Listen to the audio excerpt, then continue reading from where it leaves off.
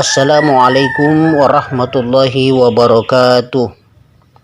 Alhamdulillah, sekarang Allah masih memberikan kesehatan kepada kita sehingga kita masih bisa melanjutkan video pembelajaran ilmu tajwid kita, yang sekarang kita sudah sampai kepada ro yang dibaca tipis.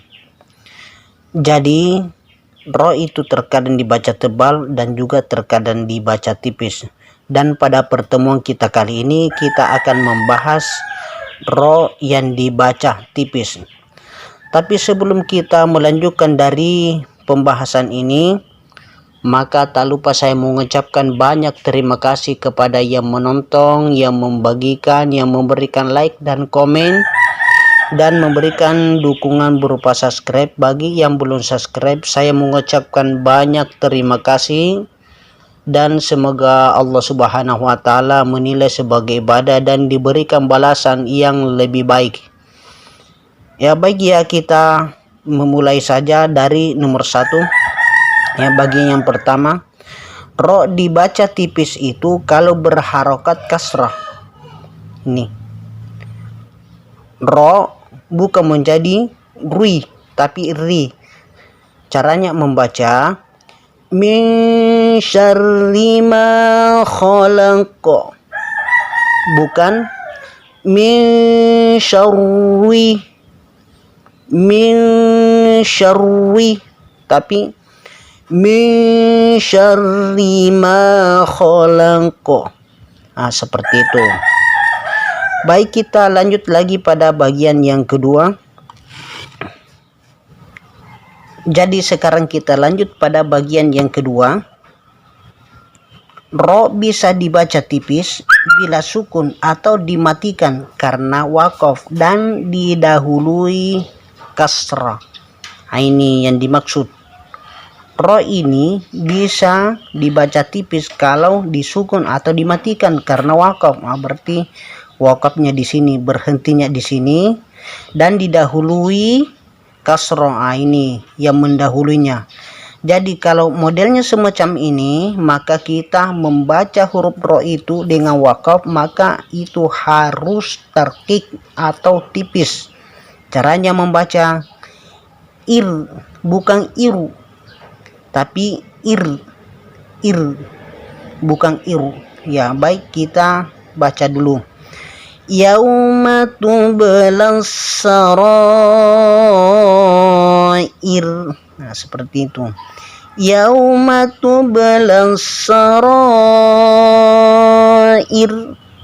Ya, baik, kita lanjut lagi pada contoh berikutnya. Ini dibaca tipis juga karena kita berwakaf di sini atau berhenti. Maka ini kita sukunkan menjadi sir, bukan siur, tapi disukunkan, kemudian cara menyebut kita ditipiskan menjadi sir, bukan siur. Nasir, bukan nasir. Ya, jadi kita baca dulu supaya kita tidak ragu-ragu dan lebih jelas lagi. Fama lahum min quwwatin wala nasir. Ya, agak nyinyir. Ya, baik, kita lanjut lagi pada bagian yang ketiga. Jadi pada bagian yang ketiga ini, ro bisa dibaca tipis apabila sukun dan didahului kasrah asliyah, bukan yang baru datang. Ini yang dimaksud dengan kasrah asliyah, bukan alif yang kasrah. Ya, bukan hamzah yang kasrah. Ya, tapi huruf fa. Jadi caranya membaca bukan firu tapi fir. Terkecuali kalau di sini huruf isti'la, maka kita bisa baca tebal firu. Ya, jadi caranya membaca begini. Wa fir'auna zil autad. Bukan wa fir'auna, tapi wa fir'auna. Seperti itu. Baik, kita lanjut lagi pada contoh berikutnya. Ini huruf ro sukun dan bukan istilah di sini, maka ini dibaca tarkik juga, dibaca tipis. Jadi cara membacanya fimir, bukan mir, tapi mir fimirya, bukan fimirya. Nah, seperti itu. Fimiryatim min liqa'i rabbihim. Nah, seperti itu caranya membaca kalau ro sukun dan didahului dengan kasrah. Nah, baik, kita lanjut lagi pada bagian yang keempat. Jadi sekarang kita lanjut pada bagian yang keempat. Jadi pada bagian yang keempat ini ro dibaca tipis bila dimatikan karena wakaf dan didahului huruf iya, yaitu ya sukun. Ya, bila dimatikan ini, bila dimatikan karena wakaf, maksudnya berhenti di sini dan didahului huruf ya sukun. Ini huruf ya yang sukun, tanda sukunnya nih. Maka ro dibaca terkik atau tipis. Caranya membaca khabir, bukan khabir. Ya, sama halnya ini. Caranya membaca harus tipis. Basir, ya, bukan basir tapi basir. Ya, ini juga cara membacanya harus tipis, ro sukunnya.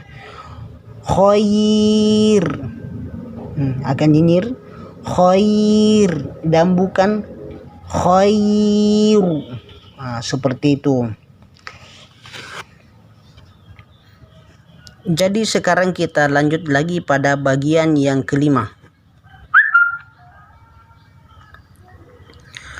Pada bagian yang kelima ini, ro bisa dibaca tipis bila dimatikan karena wakaf dan didahului huruf bersukun. Ini kalau kita berhenti dan didahului huruf bersukun dan sebelum sukun ada huruf kasrah ini, maka ro bisa dibaca tipis. Jadi cara membacanya hijr. Ya, seperti itu. Ya, jadi kita baca dulu. Hal fi zalika qasamul lidhi hijr. Nah, seperti itu caranya membaca. Dan pada kata ini kita bisa temukan di surah 89 Al-Fajr ayat ke-5. Ya, baik ya, kita lanjut lagi pada pengecualian dari huruf ro yang dibaca tipis. Ya, sekalipun kita berwakaf maka ada saja pengecualinya dan harus dibaca tebal. Ya. Jadi sekarang kita lanjut lagi pada pengecualian huruf ro yang sukun itu dibaca tipis, maka ada saja huruf ro yang dibaca tebal. Nah, ini pengecualiannya. Huruf yang bersukun tersebut atau huruf istilah, maka ro dibaca tebal. Nah, contohnya ini. Ainal qitr, bukan qitr, tapi qitr. Mim misr, bukan mim misri. Nah, seperti itu. Kemudian selanjutnya pada ro yang sukun, kalau misalnya ada ro sukun kemudian ada huruf istilah di sini, maka ro yang sukun ini dibaca tebal. Nah, di sini penjelasannya. Ro sukun bila menghadapi huruf istilah, ini yang dimaksud huruf istilah, dibaca tebal walau didahului oleh kasrah. Jadi sekalipun kasrah yang mendahulunya huruf ro itu, maka tetap saja ini dibaca tebal. Ya, berikut contoh-contohnya. Nah, ini dia contohnya. Contoh dari huruf ro yang sukun didahului huruf yang berharakat kasrah, dan sesudah ro yang bersukun atau mati bertemu dengan huruf isti'la, maka ini tetap dibaca tebal atau tafkhim. Ya, jadi caranya membaca miru bukan mir, tapi mirsad.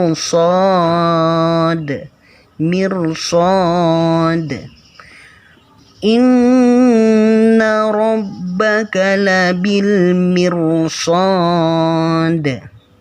Kata ini kita bisa temukan di dalam surah Al-Fajr, surah ke-89 ayat 14. Baik, kita lanjut lagi pada contoh berikutnya. Nih, kasrah kemudian ro sukun, sesudah ro sukun bertemu dengan huruf isti'la. Jadi cara membacanya tetap tebal. Mirsada. Inna jahannama kanat mirsada. Nah, seperti itu. Kata ini kita bisa temukan di surah ke-78. Ya, surah An-Naba ayat 21. Baik ya, kita lanjut lagi pada contoh berikutnya.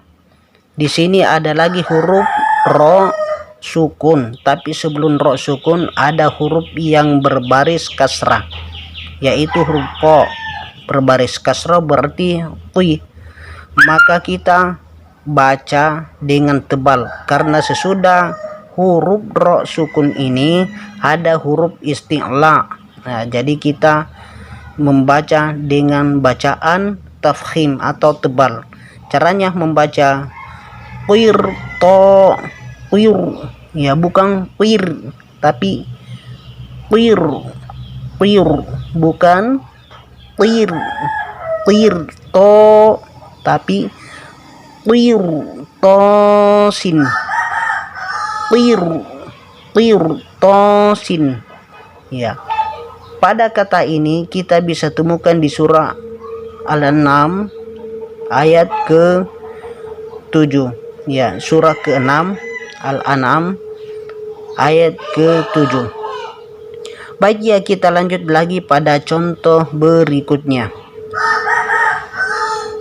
yaitu di surah At-Taubah. Di sini kita bisa temukan lagi, yaitu ro yang sukun dan sebelum sukun ada huruf hamzah.